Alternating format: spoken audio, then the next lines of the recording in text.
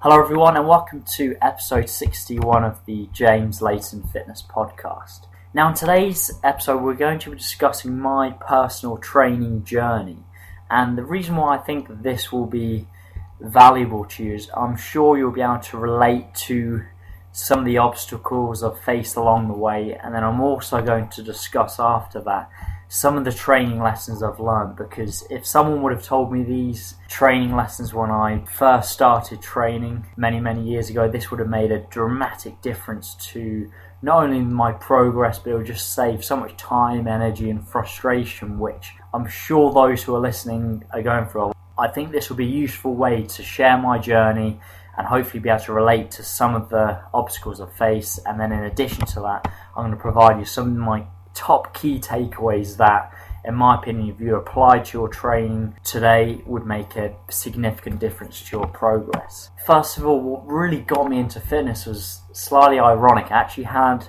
quite a bad injury. This was actually 10 years ago, so a long time ago. I was playing football at school, so I'm 23 now and I was 13 back then. I actually suffered quite a bad broken leg, dislocated ankle playing prison rules football. So I suggest anyone who considers playing prison rules football, I wouldn't suggest it. Now after breaking my leg, the road to recovery really allowed me to fall in love with fitness, because I really had to focus intently to get back to full fitness. I was always a keen footballer, had at one point aspirations to become a professional footballer, and it really focused the mind on what I needed to do. I had to be very careful in my approach, because obviously I didn't want to aggravate the injury or make the injury worse. If you've suffered a broken ankle or broken leg yourself, or any broken bone, when you have a cast on for a certain period of time and then obviously the cast is taken off, you have a lot of muscle wastage, and therefore it can be quite a weak area, because obviously if you were to trip over, you could easily break your leg once again just because there's no muscle around that area. Once I got the cast off, I think I had like a moon boot or something like that for a period of time, I started cycling a lot because it was low impact. It allowed me to build up a little bit of strength in the leg and build up some sort of fitness again. And at one point I was actually cycling multiple times per day. So this is obviously when I was back in school. I had a little bit more time than I do now, and I really fell in love with it. Fell in love with training hard, with some of the changes I was seeing in my body as well, because I probably put on a little bit of body fat obviously during the period when I couldn't do any exercise because of the leg break, and I started really kind of almost getting obsessed with it. So focusing on cycling initially, and I transitioned to more running, and at one point I was running every day. In addition to that, I started to really focus on trying to see body composition changes. So at this point it wasn't just about me trying to improve the injuries. Then when I returned back to playing football, I was fit and healthy again. Now I started to think how I could actually make changes to my training to force my body to adapt and to look a certain way. So this is where, for whatever reason at this time, I was really obsessed with getting a six-pack, and the way I saw getting to a six-pack, it seems quite funny now looking back, but the way I saw it was you need to do lots of abdominal exercises. So this is no joke. At one point I trained abs 3 times a day. This is in my bedroom for a whole year. So 3 times a day obsessively. So I think I'd do it immediately after coming back from school. I'd train abs probably, 20 minutes, then have a break, watch TV or whatever, then come back in the evening, go back, watch TV again, and then finish with one final session. I did that religiously, and my thought process was to get a six-pack, you need to kind of train the area. And obviously this is just not the case. If you have body fat around the area, there's more efficient ways, which I'll discuss, to lose body fat rather than actually acutely targeting the muscle group. But the reason why I bring this up is I'm sure some of you may be able to relate to this, not necessarily training abs 3 times a day, but you've got body fat in a certain area and your perception is to remove the body fat, you need to train the area more frequently. It's just simply not the case. And as I mentioned, I'm going to get to the lessons and the training principles you can apply today at the end of the podcast. But I think that's a really important thing to bring up, because I know a lot of you are suffering with the same problem.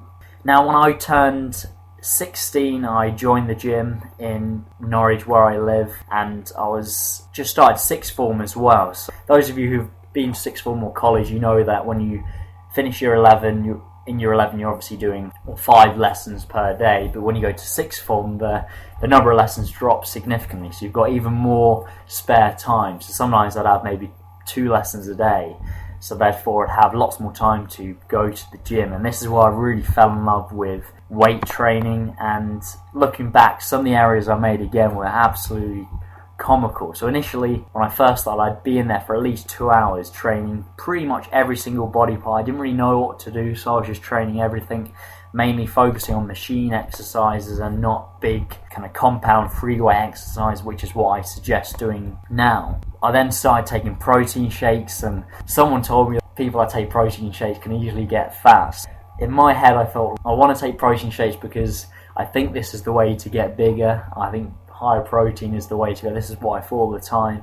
But I thought to myself, if some people get fat, maybe the way to counteract that would be to run to and from the gym. So I live probably about 4 or 5 miles away from my gym, and I'd actually run there, do my 2-hour training session, then run home again, and I'd have the protein shake immediately after training. It just sounds crazy looking back now, but again, like I mentioned with the abdominal training, not to say that any of you are doing this, like running to the gym, training and running home, but the point I'm making is it's easy to get caught in that trap of doing something that's not optimal, focusing on something that in your head you think is the right thing to do, but the reality is you're just wasting your time. My goal at that point was to get bigger, so it was just absolutely crazy. So there's a good sort of 30-40 month run there and back. So the amount of calories I'm just burning in addition to the training session, it was so difficult to eat enough calories to grow. As my knowledge started to improve, I started to refine my training philosophy,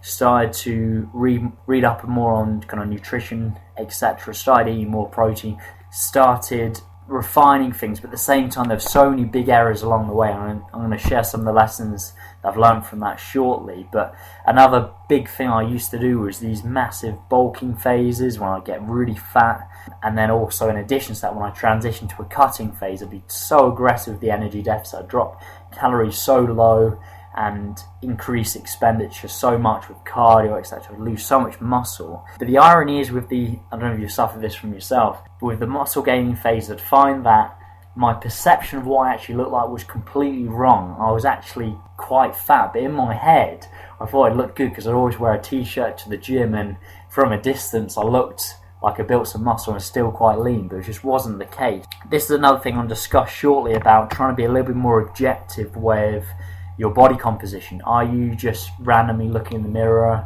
Are you selectively choosing mirrors, i.e. from certain distances to gauge your progress, or are you actually using numbers? Are you using body composition testing? Are you using progress photos with the same lighting, the same mirror, using body weight measurement, really objective things to objectively look at your progress and then make changes, rather than these subjective things which I was doing personally. Enough about me. The point I was trying to make here is hopefully you can relate to some of these, and as I said, hopefully apply some of these lessons. So some of the big key takeaways I've learned along the way. One massive one which if you apply today, I guarantee you'll see a significant improvement in terms of strength, in terms of your physique, and that is training each body part at least twice a week. So many people have been subjected to the traditional single body part split routines, which are usually pushed by the bodybuilders, most of which are on anabolic steroids. And ultimately, if you take anabolic steroids, you could train so incorrectly and still gain massive amount of muscle. I think there's actually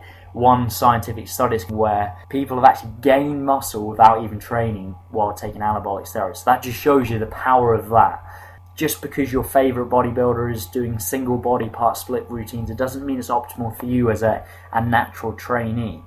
Biggest reasons why this is so beneficial: we can stimulate muscle protein synthesis more frequently, it's easier to accumulate volume, so volume is sets times reps times load, and as I've discussed on some other podcasts, this is the biggest determining factor for hypertrophy, with the caveat the load is heavy enough. So it's not just doing more and more volume, it's whether you can use heavy enough loads but also not so much volume that you cannot recover from. So there's a combination of increasing volume over time but not so much volume you can't recover from. in addition to that, making sure the load's heavy enough. So by focusing on training each body part twice per week, it's easier to add more exercises, it's easier to add more sets over the course of the week.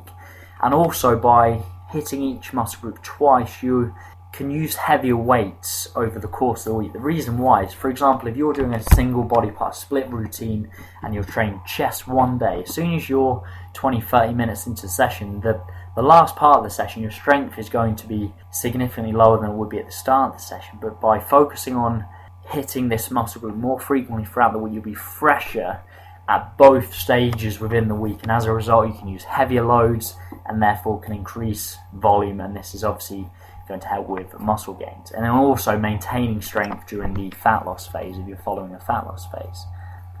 Another big concept, focusing on one goal at a time. This is so critical.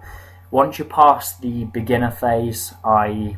over 6 months weight training experience, and or you're not returning from a layoff, so you're not training for a period of time, having several weeks off, then coming back to training, you're not going to see significant decreases in body fat and gains in muscle gains while focusing on that sole goal. You really want to focus on either muscle gain or fat loss over a period of time.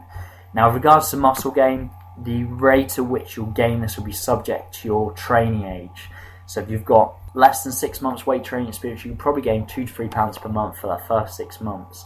From 6 months to 2 years, probably going to be more like 1 to 2. Beyond that, you're really focusing on increasing volume, eating enough to recover from that, and focusing on getting stronger, increasing volume, but not really focusing on increasing the scale weight to any significant degree, just because at this stage, as a natural, muscle gains are so slow. It's not to say that it won't continue to improve, but by focusing too much on the scale weight, we can actually see large amounts of fat gain, which is just not necessary.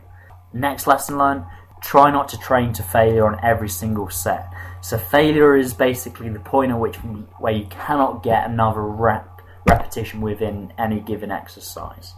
So by focusing on training to failure during every set, especially with your big compound lifts, this actually impedes our hierarchy of importance, which is increasing training volume over time.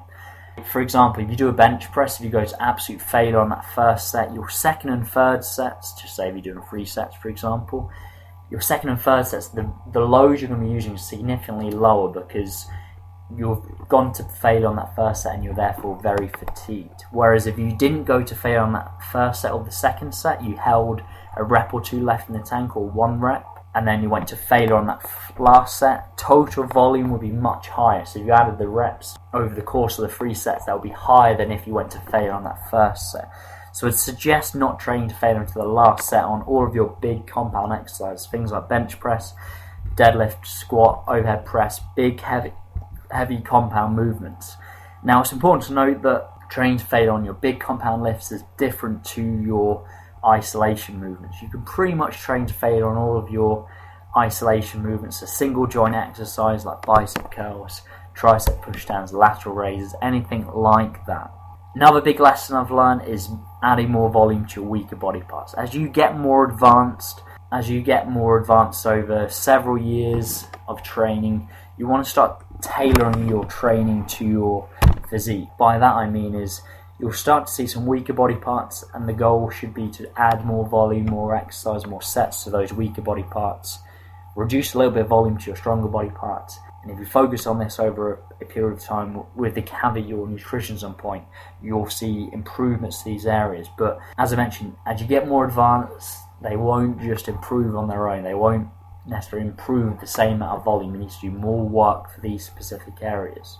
Allow yourself enough time to diet down. This is so critical. If you're entering a fat loss phase, make sure you give yourself enough time to diet down. So by that I mean, if you focus on a very aggressive energy deficit, i.e. trying to lose body weight very quickly, you'll lose a lot of muscle mass throughout the process. So by giving yourself a long period of time to diet down, making small manipulations to training and or calories when needed, focusing on 0.5 to 1% weight loss per week, this is the way to go because this allows you to maintain maximal muscle mass and strength during the fat loss phase. Now the big point is measure your progress, not just in terms of body composition like I said, so photos, body fat percentage, weight measurements, but also tracking your lifts in the gym.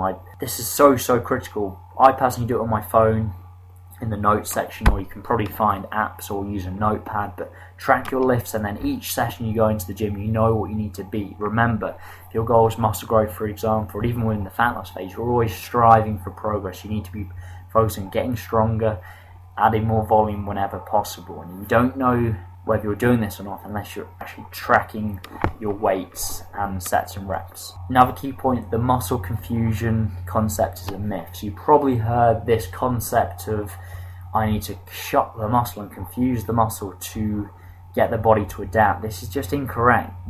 The body will adapt to a progressive stimulus, a progressive increase in volume, and therefore by changing your exercises too frequently, you cannot objectively measure this increase in volume or strength. So therefore, focus on similar exercise, especially with your big compound lifts. Feel free to change your isolation work more frequently, but your big key lift, squat, deadlift, bench press, overhead press, things like this. Focus on the same exercise, getting stronger over time, adding more volume over time, and this is the way you can guarantee this adaptive stimulus. So hopefully you found this useful. I know this is a slightly longer episode this week, but I thought it would be useful just sharing some of my experiences, some things I've learned along the way, because I'm sure a lot of you can relate to some of these things I was discussing. If you're still yet to download my free ebook, How to Set Up a Nutrition Plan, if you go to James Layton, Layton Fitness.co.uk, you can see a tab at the top of the page for free ebook, and you can download that immediately. Okay, thank you very much, guys. I look forward to speaking to you next week. Take care.